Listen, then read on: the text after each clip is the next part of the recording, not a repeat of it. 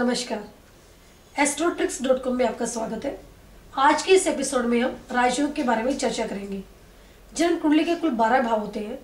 उन 12 भाव में से जो 4 भाव हैं वो केंद्र स्थान कहलाते हैं, 2 भाव हमारे त्रिकोण स्थान कहलाते हैं। केंद्र स्थान को हम विष्णु स्थान भी कहते हैं और त्रिकोण स्थान को हम लक्ष्मी स्थान भी कहते हैं। पहला भाव, चौथा भाव, सप्तम भाव और दशम भाव ये हमारे केंद्र स्थान अर्थात विष्णु स्थान है। पंचम भाव और नवम भाव ये हमारे त्रिकोण स्थान अर्थात लक्ष्मी स्थान है। विष्णु जी की अर्धांगिनी लक्ष्मी जी को माना गया है। विष्णु जी हमारे पालन करता है, लालन पालन करता है, हमारे विष्णु जी करते हैं। लक्ष्मी जी को हम धन देने वाली मानते हैं।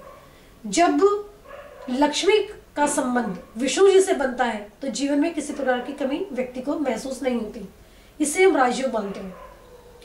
लक्ष्मी स्थान का संबंध किसी भी तरह से, किसी भी रूप में विष्णु स्थान से बनता है अर्थात त्रिकोण का संबंध केंद्र से किसी भी रूप से बने। त्रिकोण का स्वामी केंद्र में बैठ जाए या त्रिकोण केंद्र का स्वामी त्रिकोण में, त्रिकोण का स्वामी केंद्र में, या दोनों का आपस में राशि परिवर्तन हो या दोनों आपस में दृष्टिपात आप एक दूसरे के ऊपर कर रहे हैं तो राजयोग बनता है। लेकिन राजयोग की क्वालिटी कैसी होगी इसके बारे में हम कैसे बता सकते हैं? यदि ये राजयोग शुभ भावों में बनता है, केंद्र में बनता है या त्रिकोण में बनता है तो अति उत्तम कहलाता है। यही राजयोग दूसरे या एकादश भाव में बनता है तो भी इसकी क्वालिटी हम ठीक ठाक मान सकते हैं। लेकिन यही राजयोग अगर बुरे भाव में बनता है, 3, 6, 8, 12 में बनता है तो उसकी क्वालिटी उतनी बढ़िया नहीं रहेगी, वो उतने अच्छे रिजल्ट नहीं देगा। राजयोग क्या है?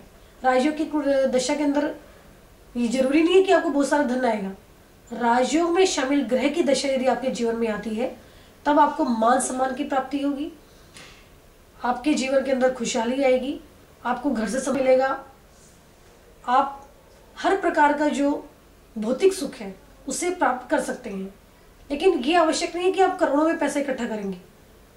राजयोग का मतलब ये है कि आपको, आपका जो जीवन है वो थोड़ा सा राजा के समान हो जाएगा। हर तरह की सुविधाओं को आप भोगने लायक पैसा जमा कर लेंगे। इसी को हम राजयोग कहते हैं, जिसमें आप जो भी जीवन की जरूरी चीजें हैं उसे आप आसानी से जुटा सकें, कार्य क्षेत्र पे अपना एक रुतबा बना सकें, आपको लोग पहचाने आपके काम से।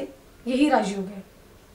राजयोग में शामिल जो भी ग्रह है उसकी अगर महादशा नहीं आती, अंतरदशा तो आती ही है, उस अंतरदशा के दौरान आप कुछ महसूस, एक अच्छी सी एक फीलिंग आपको आएगी कि हाँ कुछ अच्छा मेरे जीवन में हो रहा है। यही राजयोग है। नमस्कार।